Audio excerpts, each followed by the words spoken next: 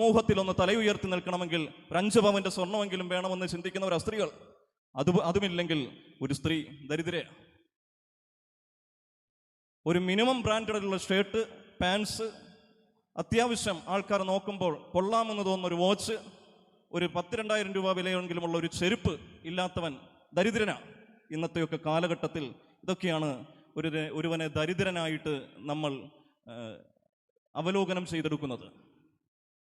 മക്കളെ നന്നായിട്ട് പഠിപ്പിക്കുവാൻ പാങ്ങില്ലാത്തവൻ ദരിദ്രൻ, നല്ല ബ്രാൻഡഡായിട്ടുള്ള ഷർട്ടും പാൻസും മറ്റ് ഉപകരണങ്ങളുമൊക്കെ ഉപയോഗിക്കുവാനും ധരിക്കുവാനും സാധിക്കാത്തവൻ ദരിദ്രൻ, ആഭരണങ്ങൾ അണിയുവാൻ കഴിവില്ലാത്തവർ ദരിദ്രർ. ഇങ്ങനെയൊക്കെ ദാരിദ്ര്യത്തിന് നമ്മൾ നമ്മുടേതായ വീക്ഷണങ്ങളും അർത്ഥങ്ങളുമൊക്കെ കണ്ടെത്തുന്നുണ്ട്. സത്യത്തിൽ ഇതാണോ ദാരിദ്ര്യം? സത്യത്തിൽ ഇതാണോ ദാരിദ്ര്യം? വേദപുസ്തകത്തിലൂടെ കടന്നു പോകുമ്പോൾ ദൈവം അർത്ഥമാക്കുന്ന ദാരിദ്ര്യം എന്താണെന്നാണ് നമ്മൾ ചിന്തിക്കേണ്ടുന്നത്. ഇതൊക്കെ മനുഷ്യന്റെ ദൃഷ്ടിയിൽ, ലോകത്തിന്റെ ദൃഷ്ടിയിൽ കാശില്ലാത്തവനും കേൾക്കുവാൻ ആളില്ലാത്തവർ അവരും ദരിദ്രരാണ്. നമ്മുടെയൊക്കെ ചുറ്റുമാളുണ്ട്. ഒരു വീട്ടിൽ നോക്കിയാൽ ഭാര്യയുണ്ട്, ഭർത്താവുണ്ട്, മക്കളുണ്ട്, ഇനി കാരണവരൊക്കെയുണ്ട്. പക്ഷെ ചിലരുടെ പരാതി എന്താ? എന്നെ കേൾക്കാൻ ആരുമില്ല. ഇത് ദാരിദ്ര്യമല്ലേ? ഇതും ദാരിദ്ര്യമാണ്. കേൾക്കുവാൻ ആളില്ലാത്തത് ഒരു ദാരിദ്ര്യമാണ്. ഞാൻ ചെയ്ത നല്ല കാര്യങ്ങൾ തെറ്റായിട്ട് വ്യാഖ്യാനിക്കുന്നു, അതിനെ ഇനി പറഞ്ഞു തിരുത്തുവാൻ ഞാൻ പരിശ്രമിക്കുന്നത് ഒരു ദാരിദ്ര്യമാണ്. ഞാൻ ചെയ്ത ചില നല്ല കാര്യങ്ങൾ മറ്റുള്ളവർ അതിലെ ദോഷങ്ങൾ മാത്രം പറയുമ്പോൾ നമ്മളതിനെ നമ്മുടെ ഭാഗം ന്യായീകരിക്കാൻ പോകില്ലേ?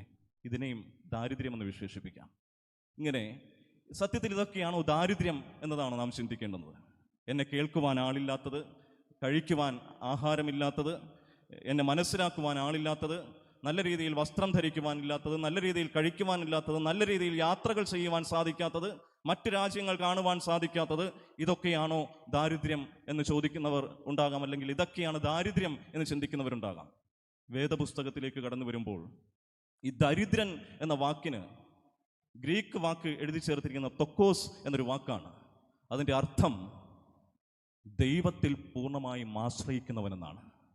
ദൈവത്തിൽ പൂർണ്ണമായിട്ടും ആശ്രയിക്കുന്നവൻ അവനാണ് ദരിദ്രൻ. അല്ലാതെ തിന്നാനും കുടിക്കാനും ഉടുക്കാനും കിടന്നുറങ്ങുവാൻ ഇടമില്ലാത്തവനും അല്ല ദരിദ്രനായിട്ട് വേദപുസ്തകം എഴുതി ചേർത്തിരിക്കുന്നത്. ദൈവത്തിൽ പൂർണ്ണമായും ആശ്രയിക്കുന്നവനാരോ അവനാണ് ദരിദ്രൻ.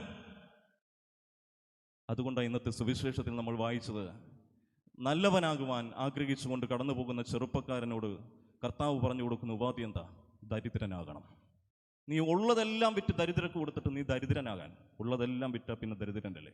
ആ വിറ്റെടുത്തത് മുഴുവൻ മറ്റുള്ളവർക്ക് ദാനം ചെയ്താൽ പിന്നെ അവൻ ദരിദ്രനല്ലേ? കർത്താവ് പറയുന്നത് എന്താ?